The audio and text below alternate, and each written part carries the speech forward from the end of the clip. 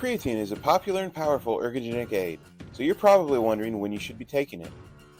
This video will not only answer that question, but also dive into the best way to take it to maintain consistent results. Imagine this: your muscle cells are getting ready for a workout. They're feeling pretty sluggish and aren't sure they have enough energy to lift those heavy weights. All of a sudden, a spandex-clad superhero bursts in and exclaims, "Have no fear! Creatine is here!" With the snap of his fingers and a few chemical reactions, your muscles have energy stored up to be called upon when you need a little boost. Supplementing with creatine has been shown to increase stored creatine in muscle cells, leading to improved energy production during intense exercise. This leads to increased muscle strength, power, and endurance. I think you're starting to see the picture. Most supplement companies would have you believe that creatine is best taken before workouts, since it's often a bonus ingredient on their expensive pre-workout powders. But aren't all ergogenic aids supposed to be taken before a workout? Not necessarily. Let's forget about bro science and dive into what the research has to say. In a study from 2022, 34 athletes were given either a placebo, 5 grams of creatine monohydrate 1 hour prior to a workout, or 5 grams of creatine 1 hour after a workout. They completed a resistance training plan for 8 weeks. When it's all said and done, researchers found no statistical difference between the groups that took the creatine prior to the workout and the group that took it after the workout. This study further proves what previous research has stated. The time you take creatine doesn't really matter as long as you're taking it consistently. We would stop this video right now if all we were worried about was the best time to take your creatine. But we want to get the best results possible with our creatine. So let's take a look at another study. In 2006, researchers performed a 10-week study on the effects supplement timing and resistance training have on muscle hypertrophy, strength, and lean body mass. Recreational male bodybuilders were given a protein, carb, and creatine monohydrate mixture every day. The participants were split into groups that drank the mixture either morning, evening, or pre-post workout.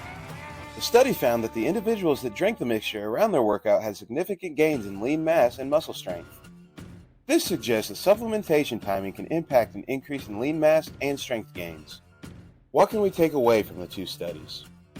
Your fitness goal is more important than how and when you take your creatine. Stay with me on this. The first study mentioned was targeted towards athletes. Their primary goal is to increase strength and power for better performance in their sport. They don't necessarily have the desire to add more lean mass. They just want to perform better. Plus, they supplemented with straight creatine monohydrate.